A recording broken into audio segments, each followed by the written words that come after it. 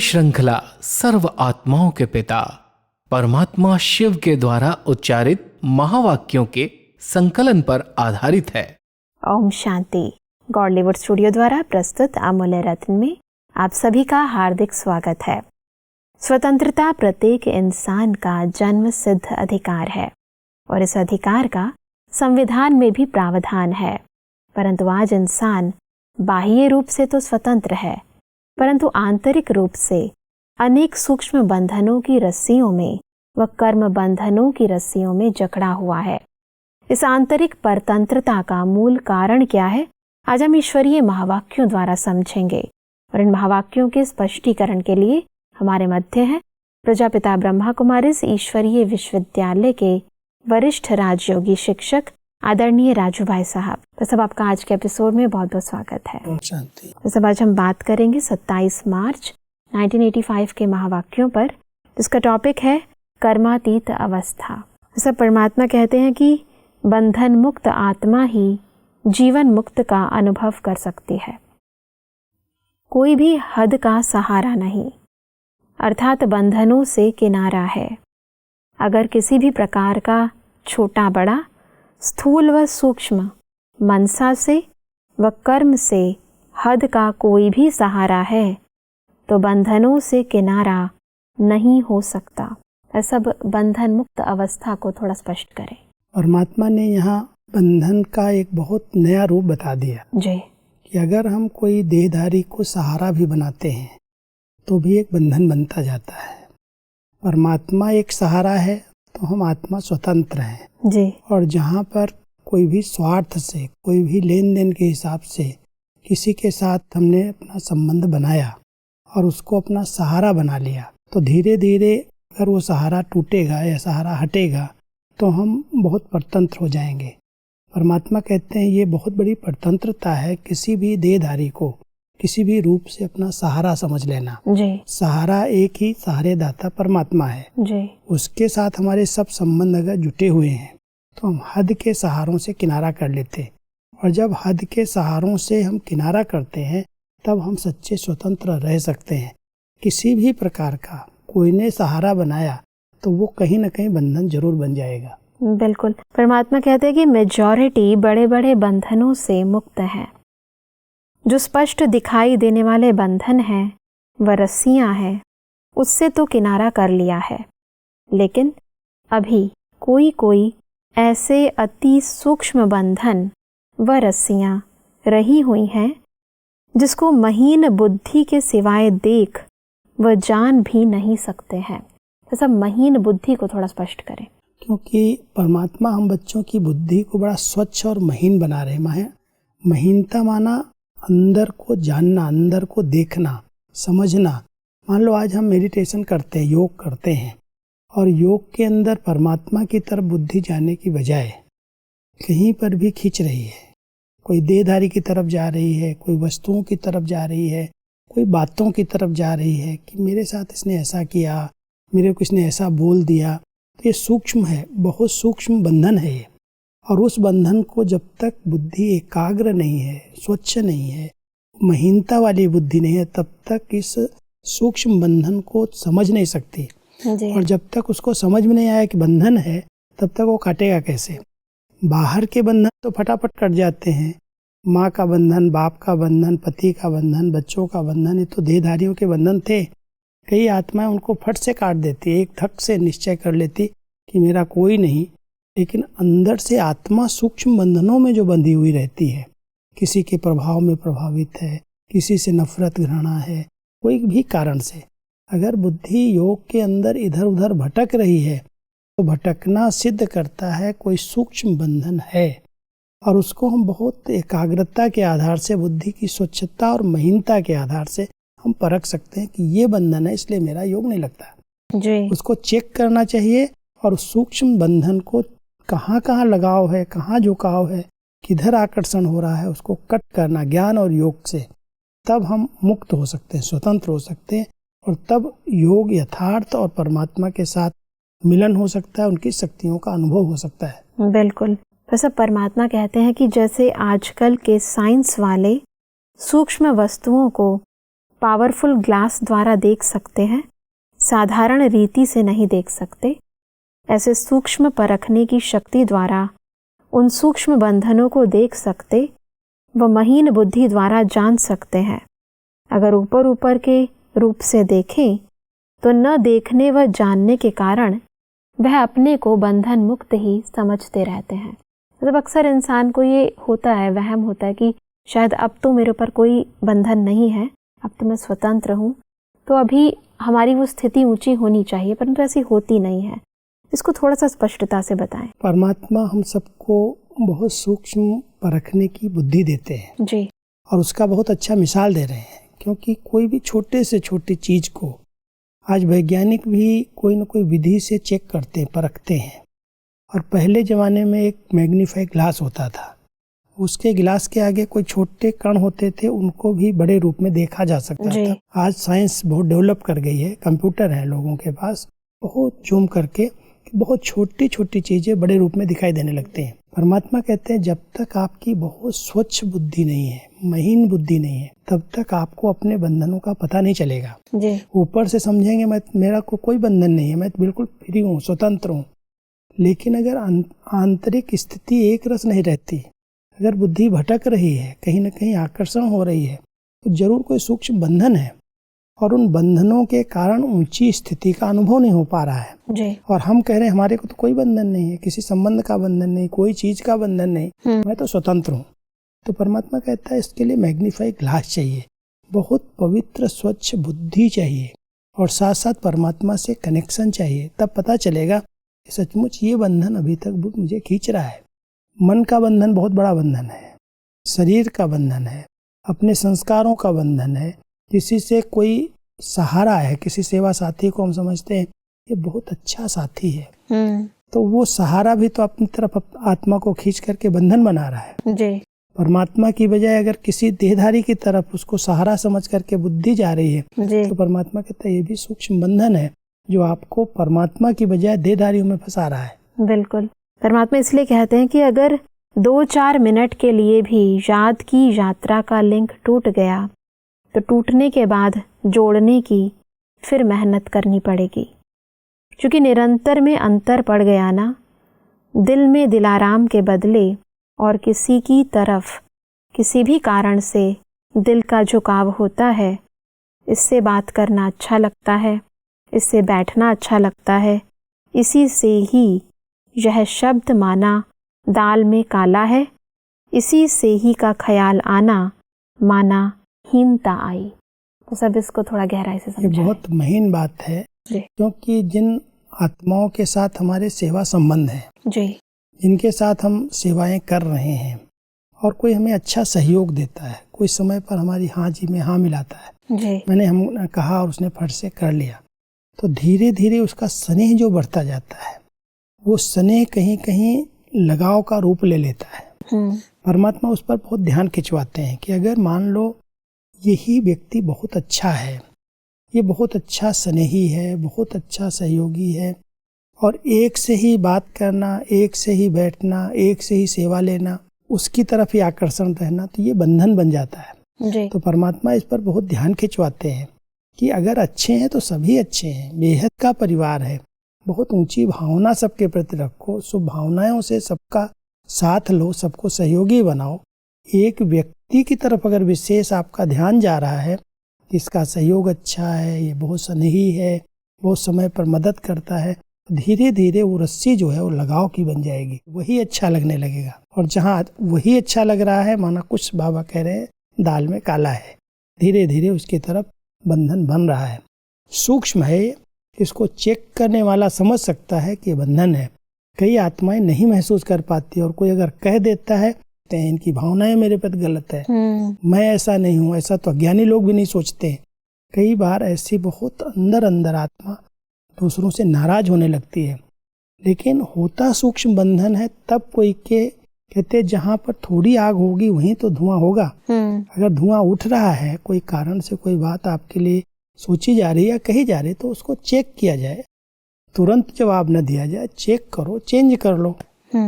लेकिन परमात्मा कहता है सूक्ष्म रस्सी है, कोई ध्यान भी खिंचवाता है तो भी कहते नहीं मैं तो बिल्कुल राइट हूँ, मेरा कोई बंधन है ही नहीं। बिल्कुल। लेकिन अगर लिंक टूट रही है, योग नहीं लग रहा है, खुशी नहीं रह रही है कोई भी कारण से, तो जरूर कहीं ना कहीं तो कोई मिस्टेक है। बिल्कुल सही बात है।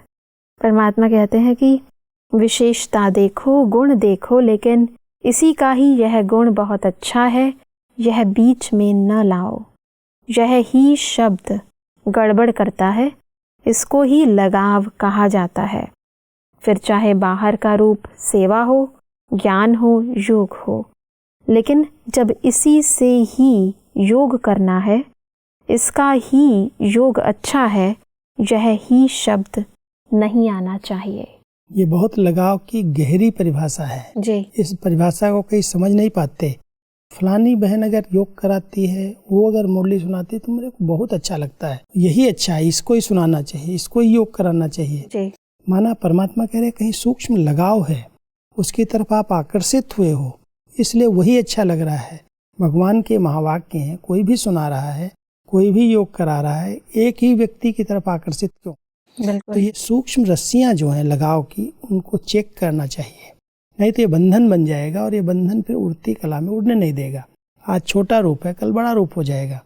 इसलिए परमात्मा अपने बच्चों का बहुत गहराई से ध्यान खिंचवा रहे हैं कि किसी भी देहधारी की तरफ आपका आकर्षण न रहे। सब अच्छे हैं, यही क्यों परिवार है, सब अच्छे से अच्छे हैं, हर एक के अंदर अपनी अपनी विशेषताएं हैं। उन विशेषताओं को देखो और दाता को याद करो। इनको परमात्मा ने इतनी विशेषताएं दी हैं जी। तो किसी एक आत्मा की तरफ आकर्षण न हो, वो लगाव की निशानी है। अगर उससे हम मुक्त हो गए तो सहज योगी बन जाएंगे। जी। परमात्मा कहते हैं कि पहले बहुत सूक्ष्म होता, फिर पक्का हो जाता है, तो टूटना मुश्किल हो जाता। सहारा एक बाप है, कोई मनुष्य आत्मा सहारा नहीं है। बाप किसको भी सहयोगी निमित्त बनाता है, लेकिन बनाने वाले को नहीं भूलो। बाप ने बनाया है, बाप बीच में आने से जहाँ बाप होगा वहाँ पाप नहीं, बाप बीच से निकल जाता तो पाप होता है। ये भी बहुत पाप की गहरी परिभाषा है कि पाप हो क्यों रहे हैं, गलतियां हो क्यों रही हैं जी।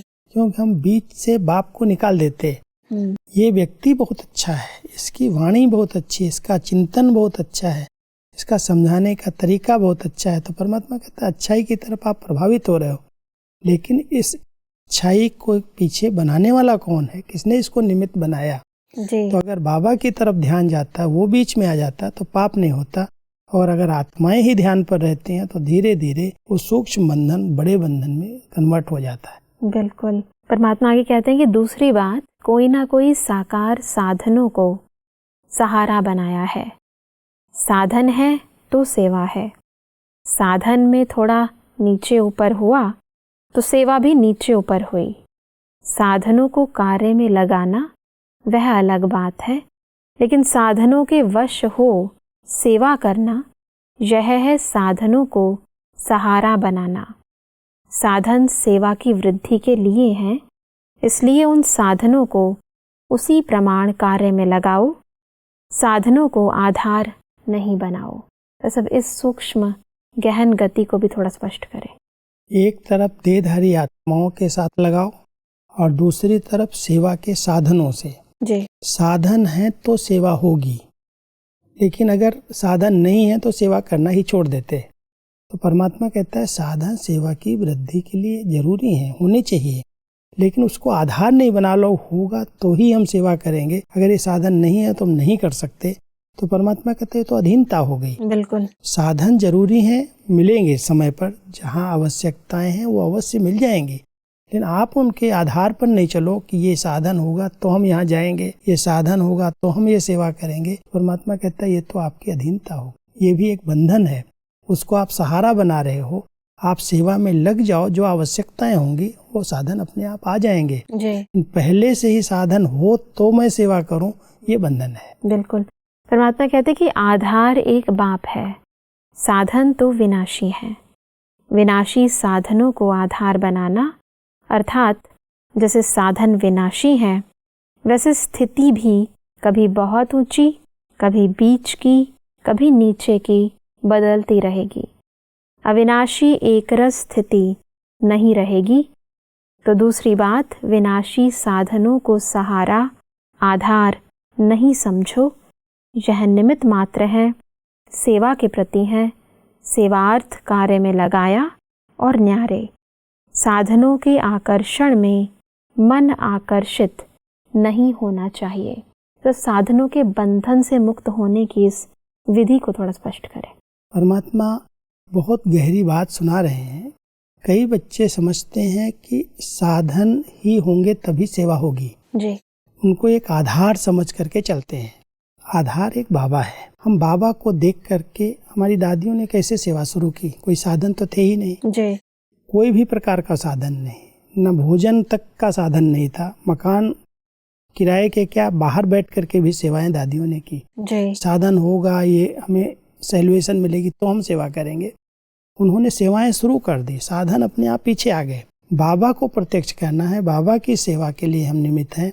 अगर हम बाबा को सामने रखते हैं तो साधन जो आवश्यकताएं हैं वो पूरी करता है परमात्मा जी। लेकिन नहीं साधन ही हो माना उसका हमारा आधार हो गया। बिल्कुल। तो परमात्मा हम सबको निराधार बनाना चाहते हैं कि सेवाएं करो, कोई साधन आपको अपने बंधन में बांध न ले, प्रयोग करो, न्यारे हो जाओ। जी। सेवा के लिए साधन मिले, मुझे अपने लिए कुछ नहीं चाहिए। बाबा को जो जैसे रखना है जिस हालत में रखा, आराम से रहो, लेकिन साधन होंगे तभी ये करेंगे, ये एक बंधन है। इसलिए परमात्मा कहता है किसी व्यक्ति को और किसी साधन को सहारा नहीं बनाओ, सहारा एक बाबा ही है।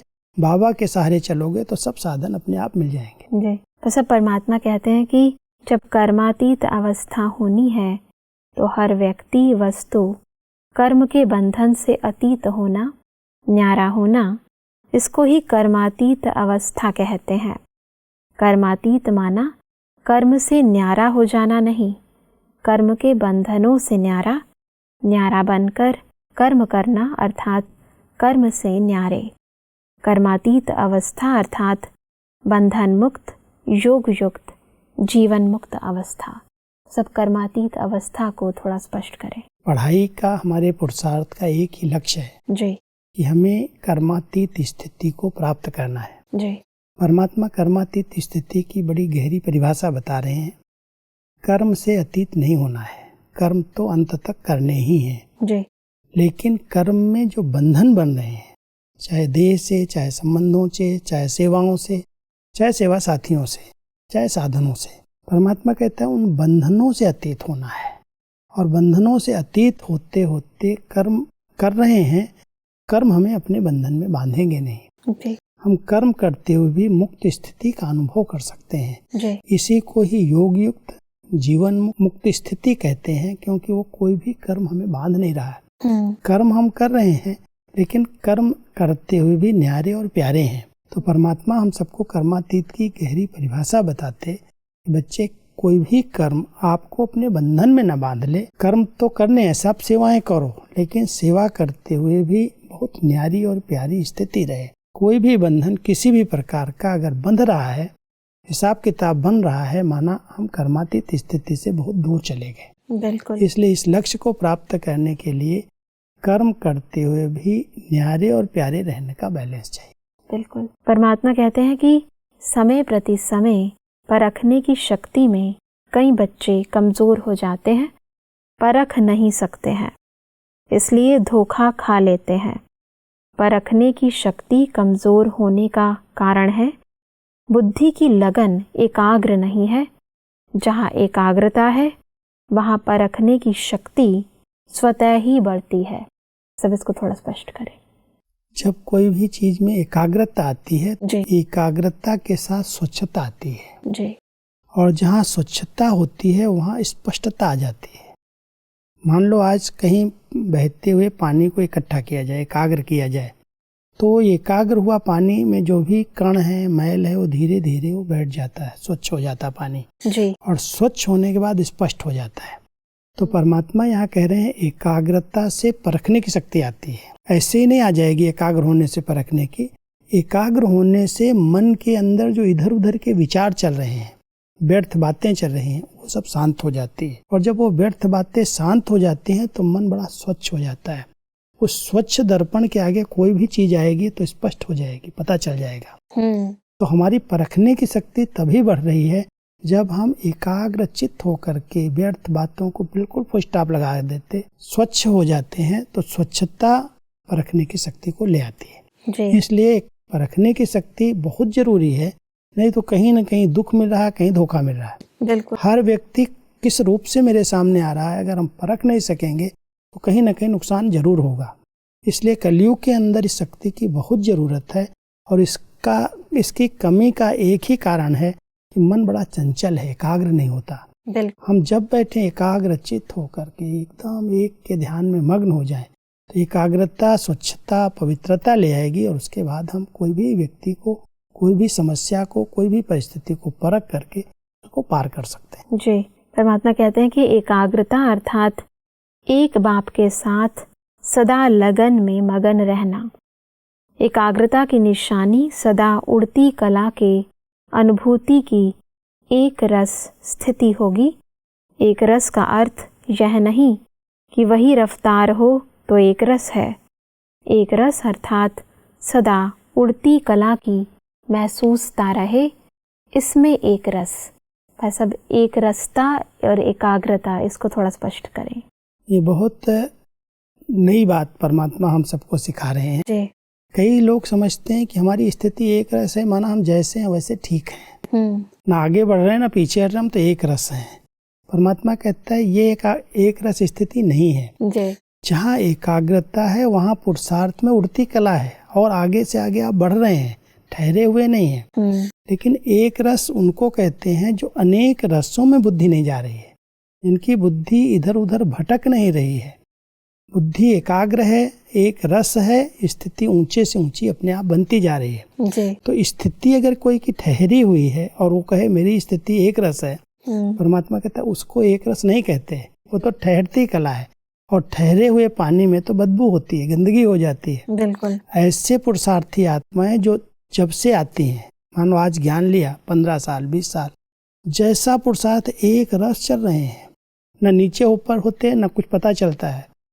जो प्राप्तियां हो रही हैं उनसे तो और उमंग उत्साह बढ़ना चाहिए, और नए नए प्लान आने चाहिए आपके चेहरे से, आपके व्यवहार से, और सेवाएं होनी चाहिए। ये उड़ती कला है। और अगर वैसे ही चल रहे हो जैसे थे वैसे ही, ना आगे बढ़ रहे हो ना पीछे हट रहे हो, माना वो स्थिति एक रस स्थिति नहीं है, वो तो हलचल वाली स्थिति है। जी। इसलिए इसको बहुत सूक्ष्म चेक करना है कि एक रस स्थिति किसको कहते हैं। जी। एक रस स्थिति माना पुरुषार्थ में नवीनता हो, आगे से आगे बढ़ने का अनुभव हो। जी। हमारे अनेक रस समाप्त हो गए, एक बाबा दूसरा न कोई, इसको एकाग्रता कहते हैं, और एकाग्रता से स्थिति उड़ती कला की अपने आप बन जाती। बिल्कुल भाई साहब, आज हमने अपने सूक्ष्म कर्म बंधनों के मूल कारण को बहुत ही गहराई से समझा। सब स्पष्टीकरण के लिए आपका बहुत बहुत धन्यवाद। ओम शांति। दर्शकों, आज के महावाक्यों में परमात्मा ने कहा कि बंधन मुक्त आत्मा जीवन मुक्त स्थिति का अनुभव कर सकती है। अतः हमें गहराई से अपने सूक्ष्म व स्थूल कर्म बंधनों को परख कर उन्हें तोड़ देना है। परमात्मा ने कहा कि बंधन मुक्त अर्थात सदा स्मृति रहे कि हमारा आधार केवल एक परमपिता परमात्मा है। व्यक्ति व वस्तुएं सब विनाशी हैं। परमात्मा ने कहा कि एकाग्रता ही परखने की शक्ति का आधार है। एकाग्रता की निशानी है सदा एक रस और चढ़ती कला की अनुभूति। दर्शकों, आज के महावाक्यों से संबंधित यदि आपके मन में कोई भी प्रश्न है तो आप हमें ईमेल कर सकते हैं। हमारा ईमेल आईडी है amulyaratna@godlywoodstudio.org। अगले एपिसोड में एक और अव्यक्त वाणी के साथ आप सभी के समक्ष हम फिर हाजिर होंगे। तब तक के लिए लेते हैं इजाजत। ओम शांति।